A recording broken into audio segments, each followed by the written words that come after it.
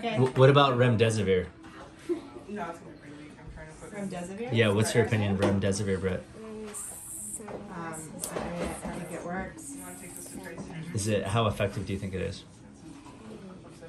So I think having a vaccine to prevent COVID in the first place is better for healthcare workers. Yeah. I think long term, if you have to get remdesivir, it's because you're already sick. And it's whether or not we have a supply of remdesivir and whether or not there's a healthcare provider to staff your bed to care for you.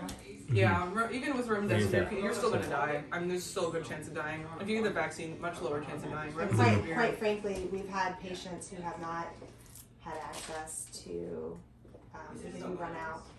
So if you can't get in a hospital bed, you can't get remdesivir, right? And if too many people have infections, you're not getting a hospital bed. Yeah. And it's not a treatment you can get at home either. What about the thought that remdesivir is what's killing people? I highly doubt it. I don't think it would be on the market if it was. Or FDA does it. If the FDA approved disapproved, I guess, the J&J vaccine after however many blood clots proportionally, despite significantly higher proportions with every other vaccine that we all get our kids to get. The flu vaccine. The FDA is looking at this.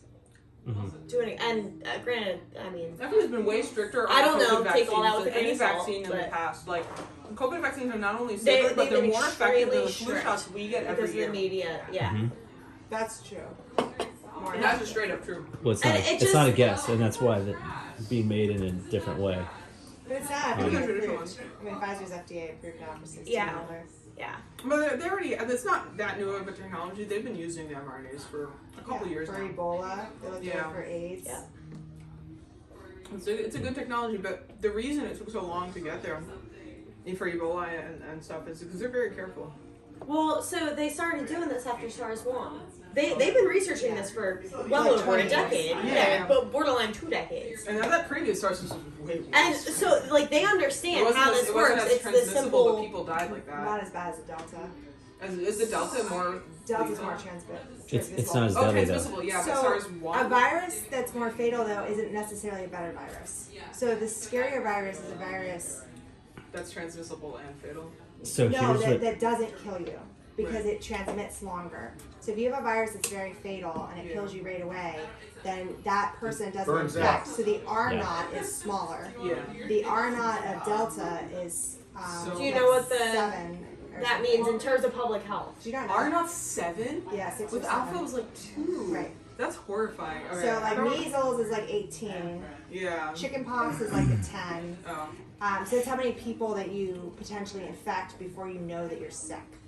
Ideally, you want under 1. Under one, yeah. Yes. Yeah, and then it'll go away and fizzle So out and what it's- about this? You take something you engineer something that is highly transmissible, but mostly innocuous. That strain is going to pervade and wipe out all the others, displace all the others. Because that's what Delta did. It's not killing more people, but it's infecting more people. And so you don't even see So it's the previous effectively strains. killing more people in the end. Proportionally, maybe not the same. but, Maybe. like, It's Or- killing or a no, larger number proportionally of the people same, because it's but, infecting yeah. more people. But keep in mind, we have the flu and we also have measles, right? Just because we have one dominant virus doesn't mean other strains of COVID that don't have similar immunities can't also. And come it's over. important to look at the precautions we take. So, like last year, flu it dropped significantly because we went into flu season wearing masks and taking Yep. these precautions. So while COVID spiked due to COVID already being present in the population, the flu went significantly down because as it came into the population, Yeah. we were already taking all of these These precautions precautions for, work, and for that's the what's same been the class most of amazing virus. thing is like masking is really effective. Space is really effective. I was going to ask about I didn't what, expect that. That why was do amazing. there are a lot of people that don't think masks work at all. What do you say to them? With I think that it's better safe than sorry, A, and B, it's also helpful to fit it properly. We know, for example, KN95, we know for sure that virus-sized particles and virus-sized droplets will not make it through to significant amounts. what about just the regular masks that everyone wears? You're still protecting against things like droplets. If I'm not spitting in your face, there's a slightly better chance that I'm not going to give you COVID. If I'm spitting in your face, you probably already have it. All right, I'm saying one thing. This So is very helpful for my parents. It is. All right. So in terms of Yeah. COVID itself, the very first paper that was published and widely recognized in regard to mask efficacy looked at the wrong size virus. So say it's and these numbers are arbitrary. I don't remember the exact numbers. Say it's 0.5 versus 1 micron virus. If you're looking at a 1 micron or a 0.5 micron virus when the virus is really double its size, of course it's going to and it penetrates the mask. That speaks nothing to the thing that's double its size actually penetrating that mask.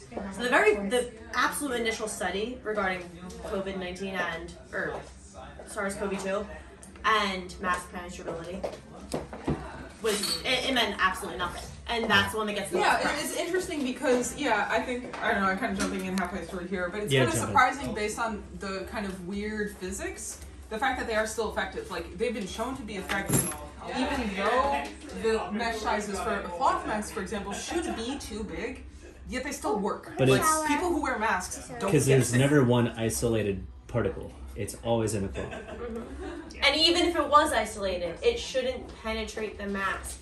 And To also, the you extent need that the the most load. publicized, the most publicized study says it will, because And they there's studied the wrong adsorption. thing. There's a They're- surface energy that makes something Yes. absorb Yes. to that Exactly. material. Exactly. It doesn't necessarily want to move through it. So. Exactly. A lot of the early mask studies were kind of bogus, just in the way that some scientific studies are. They looked at literally double the size in microns of the virus itself. Yeah, to this day, it is the most widely publicized study. And my professor actually taught a course on COVID during J-term last semester, and that's one of the things they talked about is they had all of these mechanical engineers who did, fluid dynamics and stuff, who studied the way droplets move in air, and they were able to make some really, really cool simulations and models. I don't know anything about them off the top of my head, but that was a cool course.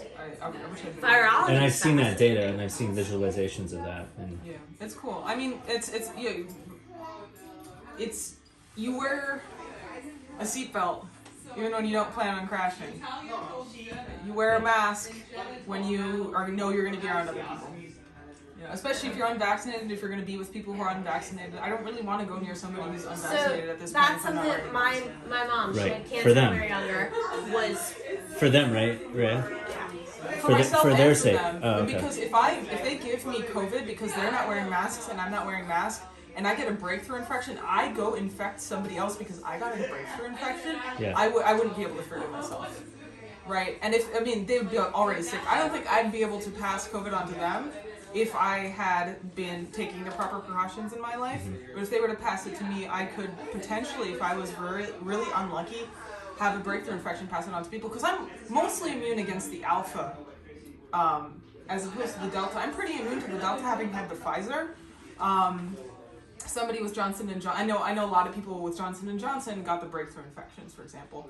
I haven't really talked to anybody who had Pfizer and had a breakthrough infection so far for I the don't know delta. what the statistics are. They don't even call them really breakthrough infections, but I don't know anybody who's gotten Delta who got Pfizer for the Alpha strain. I have Pfizer for the Alpha strain. They don't have it for the Delta strain. I hope they have that soon. I'd much rather get a booster for Delta than a booster for Alpha, and I kind of wish they would kind of just. I'll get a booster probably this week. I wanted to calibrate that versus the flu, which was important. Oh yeah. I typically wait until this time every year to get the flu vaccine, but Yeah. I feel like we gotta start vaccinating the rest of the world.